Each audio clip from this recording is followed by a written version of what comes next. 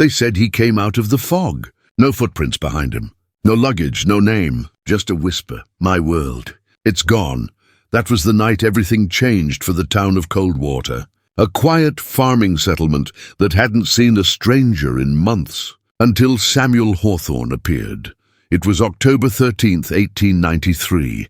The air smelled of rain and iron. Sheriff Nolan was closing the station when the telegraph buzzed once, then died. And right outside, standing in the pale moonlight, was a man no one had ever seen before. He looked wrong. His coat was finely stitched, but not like anything from that time. His shoes shone like polished glass. And his eyes, blue-gray and sharp, darted around like a hunted animal. "Sir, you lost?" the sheriff asked. The man tilted his head slowly, as if he had to translate the words before answering. "I'm not sure," he said. Then, after a long pause, "I think I've been sent too far." At first, people thought he was a runaway or a lunatic. But his accent wasn't from anywhere in America. It wasn't British either. It was clean, rhythmic, like something built rather than learned. He said his name was Samuel Hawthorne, and that he had come from Elysia. When asked where that was, he just smiled and said, "You wouldn't believe me." He was polite, educated, spoke of machines that ran without fuel, of glass mirrors that could show faces from across the world, of carriages that floated above the ground. To the townsfolk, it was madness. To the sheriff, it was a threat. 3 nights later, the town doctor examined him. No scars, no injuries, but on his left wrist, beneath his sleeve, a strange circular mark, glowing faintly blue when the lamp dimmed. The doctor said it was a burn. Samuel said, "It's my passage mark," then whispered, "They can find me through it." The next morning, he was seen walking near the edge of Coldwater Woods, staring at the horizon, like he was waiting for something to come out of it. By evening, the fog rolled in again, thick, heavy, silent, and when it cleared, Samuel was gone. Only his coat remained, folded neatly by the gate, and inside its pocket, a small piece of metal engraved with symbols no one could read. They buried the coat under the churchyard tree, and for years no one spoke his name again, until the letters were found. And the truth about who or what Samuel Hawthorne really was began to surface. When Samuel returned, he wasn't the same. His eyes were colder, his words sharper, and this time he wasn't speaking English. 3 weeks had passed since the night he vanished. The town of Coldwater had already moved on, or tried to. But on the morning of November 2nd, a farmer named George Keller saw something in his field. A man walking barefoot, covered in frost. He was humming, low and mechanical, like a broken music box. When George ran to help him, the man turned. It was Samuel Hawthorne. His clothes were torn. His hands were bleeding, and yet when he opened his mouth, the words that came out didn't belong to this world. The town gathered again. Sheriff Nolan, the doctor, the reverend, they brought. Samuel, inside the old church, sat him down under candlelight and begged him to explain. He didn't speak, he recited. Sentences that had rhythm, tone, but no one could understand a single word. It wasn't Latin, wasn't Greek, not even close to any known tongue. The reverend called it demonic speech. The doctor called it a mental collapse. But when the sheriff wrote the words down phonetically and sent them to a professor in Boston, the reply came 2 weeks later. These are not words, they are coordinates. Samuel began drawing again, lines and circles that looked like stars, then maps that connected them all. He said he was trying to recreate the signal, that his entry point had collapsed, that time wasn't supposed to bend this way. No one dared to question him after that. The church bells stopped ringing. Children were told not to go near the forest, and every night people heard the same hum, that strange mechanical tune echoing from the woods. The sheriff tried one last time to get through to him. He placed a hand on Samuel's shoulder and said, "Son, you need to tell me where you're from." Samuel smiled faintly, then leaned close and whispered, "I already told you, Sheriff, but you don't have the words yet." Moments later, the candles flickered out, and the church walls shook. Outside, a column of light rose from the forest. Blue, silent, pulsing. By the time they ran outside, Samuel Hawthorne was gone again. Only the pattern on the ground remained. A perfect circle burned into the earth, with the same symbol from his wrist glowing faintly at its center. The town sealed the church after that. But the hum never stopped, and what they would discover next would make every man in Coldwater question reality itself. If this story gave you chills, hit that like button, share it with someone who loves dark mysteries, and subscribe, because we uncover what Samuel left behind, and it will change everything you thought you knew about him. They thought he disappeared for good, until a child found the letters, buried in a tin box behind the church, sealed with wax, and signed Samuel Hawthorne. It was spring 1894. Snow had melted. Coldwater was healing from its fear, or at least pretending to.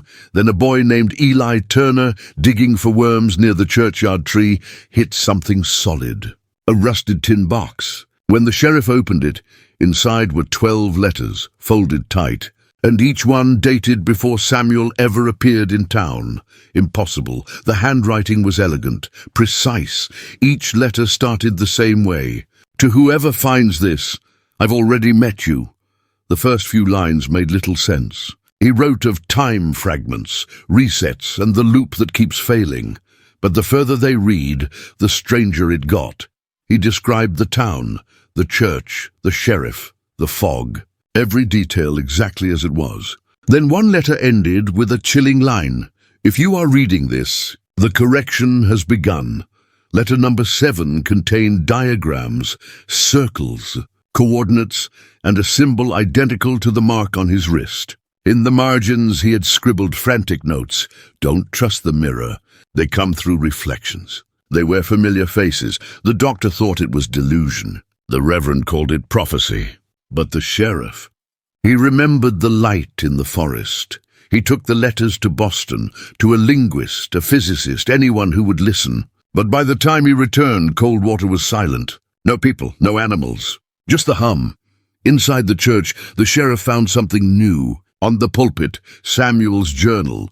Fresh ink, still wet. The first page read, "The correction failed again.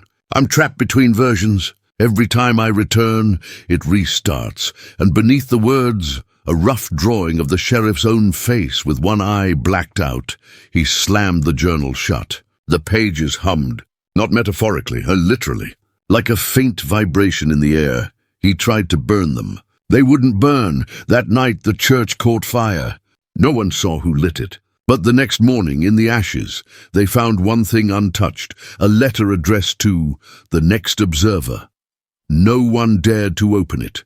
For decades, the letters vanished, lost in archives, forgotten in dust, until in 1972, a historian researching local folklore reopened the Coldwater files. And the last letter, the one marked Observer, was finally unsealed. Inside it were words written in perfect modern English, and one line that changed everything. If you're reading this in the future, I made it through. If that sent chills down your spine, smash that like button. Share this story with someone who loves the unexplained, and subscribe, because the night sky over Coldwater lights up again. And this time, the entire town sees what Samuel was running from. They said the sky tore open that night. No thunder, no storm, just light, blue, burning and silent. And at the center of it all was Samuel Hawthorne's mark. It was June 3rd, 1894.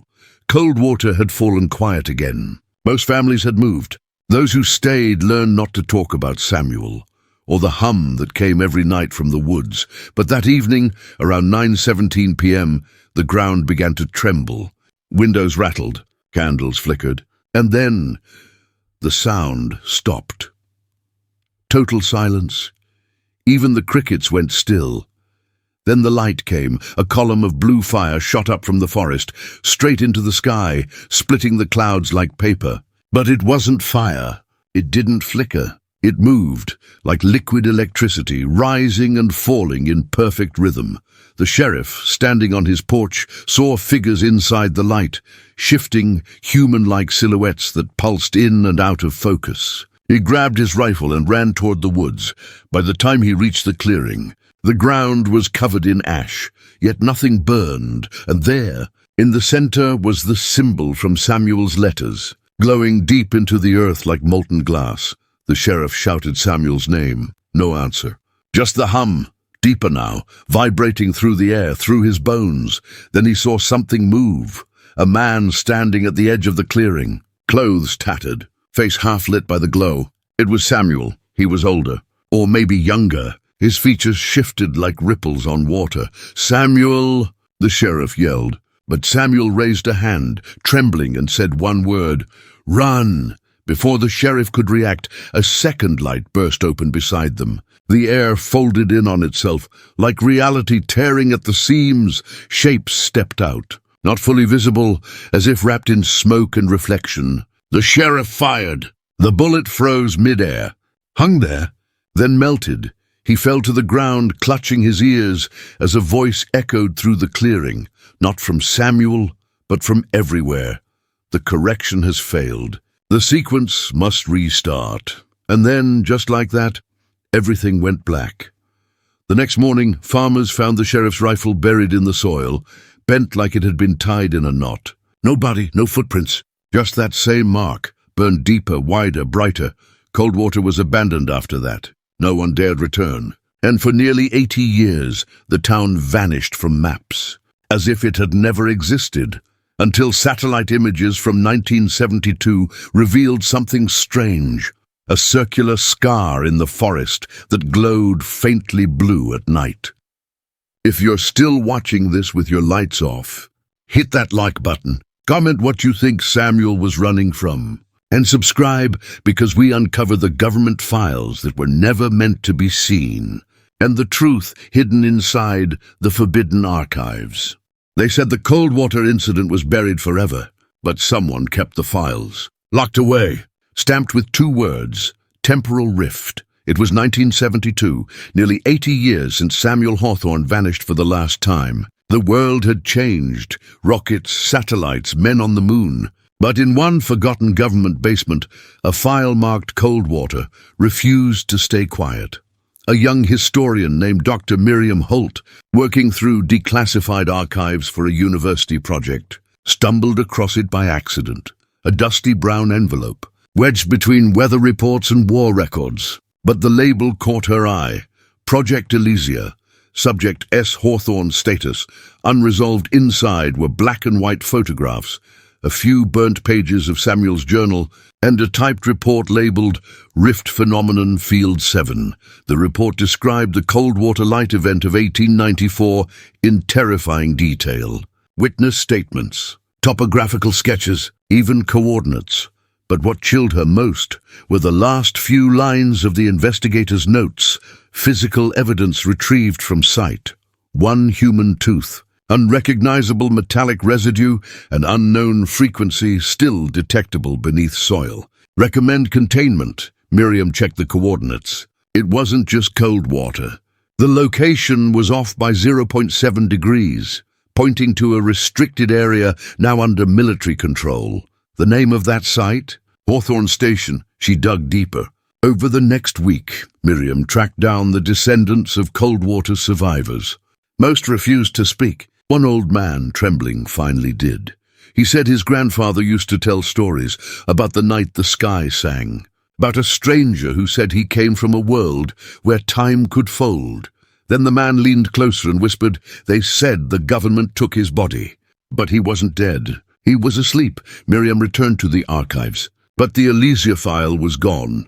In its place, a single note written on fresh paper, "Stop digging. He's not in your past." That night her office lights flickered. The radio turned on by itself. Static, then a voice, distant, metallic, distorted, whispered through the speaker, "You opened the sequence." Her clock stopped at 11:11 p.m. Every clock in the building did. The next morning, security footage showed Miriam leaving the building. She walked straight into the fog outside and vanished. 3 days later, her assistant received a package with no return address. Inside, a cassette tape labeled Observer Log Notre 13 and a fragment of metal engraved with the same glowing mark from Samuel's wrist. When the tape was played, there was silence, then breathing, and finally a man's voice. "This is Samuel Hawthorne. I made it through the correction, but so did they." If that line gave you chills, hit that like button. Share this story with someone who loves unsolved mysteries. And subscribe, because we uncover the final truth about who Samuel Hawthorne really was and where he came from. For more than a century, people called him a liar, a ghost, a traveler lost in time. But the truth about Samuel Hawthorne is far worse. The cassette from the Observer Log number 13 was sent to a private lab in 1973. When scientists enhanced the audio, they found something no one expected. Underneath Samuel's voice was another, layered, faint, repeating a message every 6 seconds. Sequence breach, correction in progress. It wasn't background noise. It was code. When translated into binary, it matched a sequence found in the Voyager signal protocols. But those didn't exist until 5 years later. Whoever or whatever Samuel was communicating with was already far ahead of time itself. Researchers analyzed the metal fragment sent with the tape. Its composition didn't match any earthly alloy. The atoms were arranged in a repeating spiral, like a memory that loops endlessly, never decaying, and deep inside the fragment, laser-etched at microscopic scale, were 3 words: Elysia exists still. Then came the real discovery. A sealed archive at Hawthorne Station was ordered to be opened in 1982. Inside, under layers of lead and glass, was a human body, perfectly preserved. DNA tests confirmed it. Samuel Hawthorne, but his cells were active, not alive, not dead. Frozen in a constant state of regeneration. When the body was exposed to light, the mark on his wrist began to glow. The hum returned, low, pulsing, steady, and for the first time in almost a century, Samuel's eyes opened. Witnesses said he whispered something before the containment lights went out. 5 words, barely audible. "This isn't your first loop." Every recording device in the room failed. Every watch stopped. And when the backup generators came online, the body was gone. Weeks later, reports surfaced of identical sightings across the world. Men and women with the same mark on their wrists, appearing, vanishing, leaving trails of blue light behind. Satellite footage caught one more anomaly in the Antarctic ice. A structure, circular, glowing faintly beneath the surface. When decoded, the coordinates matched the last line in Samuel's final journal entry, "Elysia is below." Today, scientists call it the Hawthorne anomaly, an unexplained energy signature still pulsing under miles of ice. The hum is faint, but it's there. Every 11 years it grows stronger. And this year it peaks again. So if you ever hear that low vibration through your walls at night, don't ignore it. Because maybe, just maybe, Samuel Hawthorne didn't vanish at all. Maybe he came back. If this ending left you speechless, smash that like button. Drop a comment with your theory about who or what Samuel Hawthorne really was. And subscribe for more dark, cinematic mysteries like this one. Because some stories don't end. They just restart.